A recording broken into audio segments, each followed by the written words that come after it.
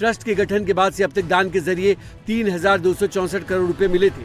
इनमें से 2,370 करोड़ रुपए मंदिर निर्माण और अन्य कार्यों पर खर्च किए जा चुके हैं। ट्रस्ट की स्थापना से लेकर 31 मार्च 2026 तक श्रद्धालुओं से 582 करोड़ रुपए का चढ़ावा प्राप्त हुआ। इसमें से 391 करोड़ रुपए ट्रस्ट के संचालन और अन्य खर्चों पर खर्च किए गए। बाकी पैसे खातों में सुरक्षित है। नगद दान के अलावा श्रद्धालुओं ने भेंट अर्पित की। अब तक ऐसी 2,926 भेंटें प्राप्त हुई हैं। इन सभी का पूरा रिकॉर्ड रजिस्टर में दर्ज है। साथ ही ये भी जानकारी दी गई है कि कोई श्रद्धालु अपनी दी हुई भेंट की जानकारी लेना चाहता है तो वो ट्रस्ट के किसी अधिकारी से अयोध्या आकर जानकारी प्राप्त कर सकता है। वहीं एसआईटी की रिपोर्ट के बाद ट्रस्ट ने महासचिव चंपत राय और ट्रस्टी अनिल मिश्रा के इस्तीफे स्वीकार कर लिए। गोपाल राव का नाम विशेष आमंत्रित सदस्यों की सूची से हटा दिया गया। गोपाल राव जी को अभी हम लोग बुलाते थे निमंत्रित के रूप में, अभी वो निमंत्रित के रूप में नहीं आएंगे, उनको उसके ऊपर रोक लगा दी। चंपत राय और अनिल मिश्रा जी ने कहा, ये कह के इस्तीफा दिया कि जांच पूरी हो जाने तक हम पद पे नहीं बने रहेंगे। आज उनका इस्तीफा मंजूर हुआ है, तो क्या जांच पूरी होने, फाइल क्लोज होने के बाद उनके ट्रस्ट में वापसी का रास्ता खुलता है? ऐसी कोई बात नहीं। मीटिंग में चढ़ावा चोरी पर मंथन और कंफ्यूजन दोनों दिखे।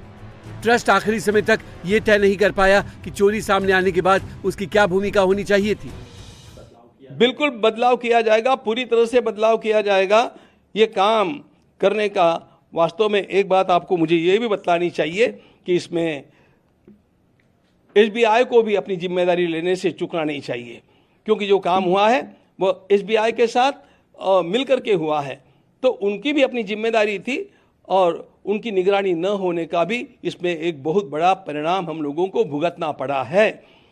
वास्तव में मेरी दृष्टि में तो यह एफआईआर भी जो किया जाना चाहिए था वो एसबीआई के द्वारा किया जाना चाहिए था, हमारे ट्रस्ट के द्वारा नहीं किया जाना चाहिए था, लेकिन हमारे ट्रस्ट के लोग भोले, उन्होंने कर दिया।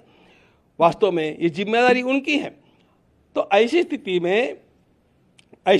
में जब ये सारा षड्यंत्र चलता रहा, उसमें आमूल चूल परिवर्तन करना हमारा कर्तव्य है।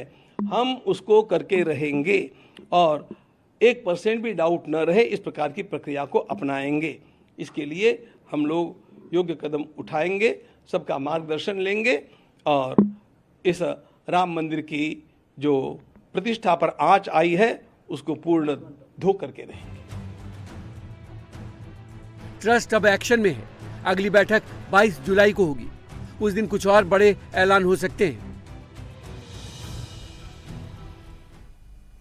मंदिर ट्रस्ट की मीटिंग में चंपत राय और अनिल मिश्रा के इस्तीफे पर अब सियासत शुरू हो चुकी है।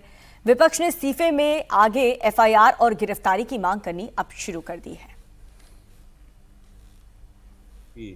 जीत है, देशवासियों की जीत है, सनातनियों की जीत है, क्योंकि ऐसे चोर लोग जो भगवान का चढ़ावा का पैसा खा रहे थे, और इसमें दो ही नहीं, अभी बाकी हैं इसमें गोविंद गिरी जो उसके कोषाध्यक्ष है, बिना ट्रेजरार की जानकारी में पैसा कैसे चोरी होगा?